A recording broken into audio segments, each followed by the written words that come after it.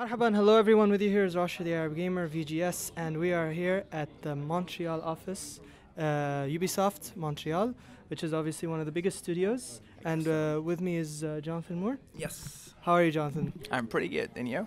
Awesome. So what do you do here at Ubisoft? I'm a creative director. And Okay. I'm working on a game called Watch Dogs. Oh, really? I wonder. Oh, okay, that's it. That's Yeah, it. that's it. That's the game. Okay, so Ubisoft has actually invited me to try out the game here, and I will give you my impressions later on. It's a fun game. Don't worry. Okay, but I want to ask about the experience of playing Watch Dogs. The storyline. Now, I'm not quite sure if you know a lot about the storyline, but there's one aspect. There's one aspect that I was always just surprised. How did Aiden get his powers of being a hacker? Because he seems like he's such a family man, right? I mean, he's doing this he's helping his sister, Yeah. getting kind of like revenge for his family. How did he come about with getting these hacking powers? Aiden is a man who grown like this, right? Like his dad was not really there at a young age, so him and his sister had to hang around and survive by themselves quite a lot. Okay. Aiden particularly took the responsibility of being the man of the house, so he used what he was able to use his skills. Like any hacker, it starts with discovering pretty smarts ability, like the urge of curiosity, solving problems, building stuff, knowing how stuff works. Aiden has that kind of capacity. He also is a pretty good social engineer, so he learned through hacking and talking to people how to, sorry to say, but manipulate people and be very efficient with it. So that helped him provide a little bit on the side for his family. Not necessarily proud of the way he was doing it, but he was trying to survive, and that's it. Yeah. Unfortunately for him, as he's grown through that pattern, he got some friends, and those friends were not necessarily the best kind, and that growed a little bit. That ended up backfiring on his sister and on his surrounding. That's kind of where you start in the game. You start in the game where you have a Aiden that is full of remorse for the death of his niece, a complex situation with Nikki, his sister, because of that, right? Like, it creates tension in the family. So he doesn't want to be overly protective anymore, but he can't help it, and they kind of push him back. So to not lose this relationship, he have the really weird and questionable decisions of surveilling them for protection, because he just can't have that happen once again without them knowing, so that he can keep, So he sort of like became a hacker by teaching himself. he kind of became a hacker by interest, by knowing where he was good at. Then like any hacker, he ended up hanging around with others, and then they started to grow into it. It's a pretty fascinating culture, the hacker culture, where you really do have a very, very large gray spectrum between what a black hat and a white hat hacker is, and not a lot of white hat hacker were never black hat hacker and all of that stuff. I don't even know what that means. That's basically white and black pretty much said it all. Oh, okay, like good hacker, bad that's hacker. true. I'm getting into geek stuff, but the thing is, it's hacking is like it's a urge to solve a problem, or at least that's the way I see it. They are often extremely smart people, and they really want to tackle things. They can, and they have this responsibility, almost like superheroes, if you want to use that skill and that knowledge for the right thing. And since a lot of people around them and the structure are so busy telling them that they don't have the right to use that skill, they have a lot of pressure to be tagged as bad person and stuff like that. So there's an interesting, there's a really interesting spectrum there of people, and I think Aiden fits quite well in that spectrum. Okay, interesting.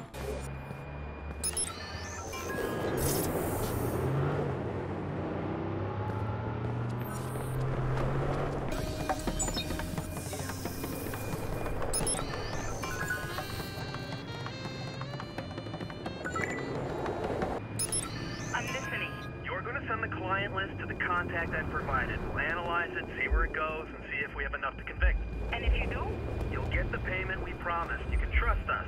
So also in regards to the whole hacking, bad hacker, black hacker, white hacker, I learned something new today. But in terms of that, because I noticed while I was playing, there was sort of like, I hit a pedestrian and I kind of got like points down, or like it showed me like my respect was down. How would that play into gameplay? Because I didn't maybe I didn't play enough to see what would Definitely happen, not, but yeah. So how would that, reputation meter play into the gameplay? The reputation is there for bringing logical consequences in the world. So we didn't want to portray Aiden as a specific kind of vigilante. People are so used to the vigilante of Batman in the 1970s that they kind of forgot the definition of the word, which is fine. But a vigilante is simply someone who takes justice into his own hand. Yeah. And there's a lot of different spectrum of what that can become. Yeah. And we wanted to respect the entire spectrum. So, but it's still a vigilante. So the player needed, I think, a reputation system for them to decide by themselves. If you go on a ruthless kill and you put it on the red all the way down, you're going to progressively end up having the news talking about you in bad ways. You will have news broadcasts where players will literally, you will be wandering around in the streets. News will talk about you. People will look at their phone. They're going to start detecting you. Everybody will become detectors. So it changed the entire simulation in the way it plays. If you're good, then it's the opposite. Then people might listen to the news story, start believing your stuff, like deciding actively to not call the cops, like telling you they will not call the cops. Like, so you will feel how the world is responding. So like if I steal a car, the guy would be like, yeah, sure, take my car? Or Not exactly. That would be kind of far-fetched, I think. But it's kind of that, right, to an extent. It's more like if you see the vigilante do something and he's more inclined to like the guy, then he might just say, you know what, I know the purpose is good. I'm not going to call the cops. Go away. Like go hide. As opposed to very negative one where it's going to be instantaneous, like call the cops and let's go.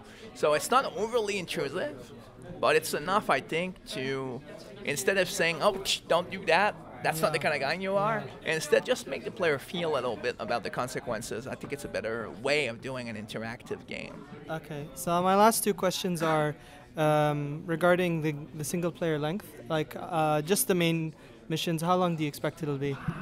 Jeez.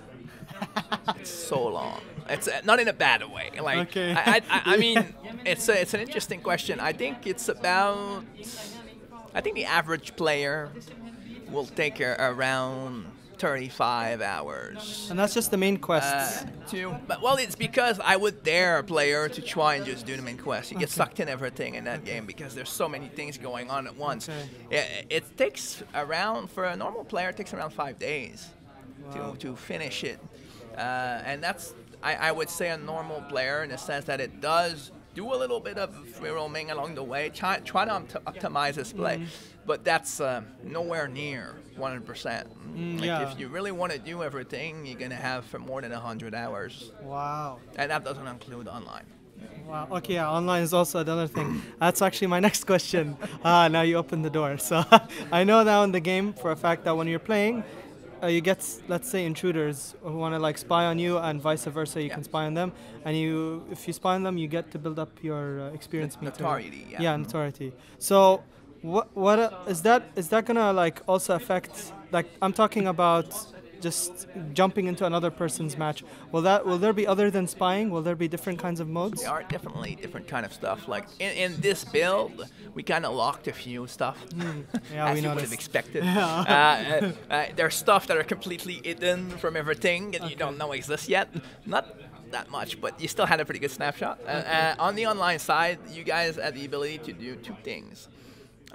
You might not have seen them on them both. There was the hacking, which is, I think, what you're saying. You can get into another one's game, and you need to actively hack his system to steal information from him. At this point, when you strategically choose where you start the download, he gets warned that someone is hacking him, and he needs to deal with that. That's the hacking version. So it's a kind of inevitable confrontation that has a lot of strategy, a lot of cat and mouse going on in this one. The other one is slightly different. It's called tailing. So you watch the guy, he doesn't know you're there, he will never know you're there. Unless you really actively try. So he can find you, but it's so hard when you're playing your own game to realize that someone might be watching you. So this one is a lot more, it's almost less gameplay and more perversion, observation, and some players end up saying it's their favorite thing in a game, which tells a lot about them, I would say. But it's a very different kind of experience. The other ones we're not talking much about for now, but let's just say that the seamless doesn't stop there and that there's stuff that involves more than 2 players. So that's about it, guys, and don't forget to like, favorite, subscribe. With you was Rush the Arab Gamer, and with me was Thank Jonathan. you. Jonathan Moore? Jonathan Moore. Okay, take care. Have a good one.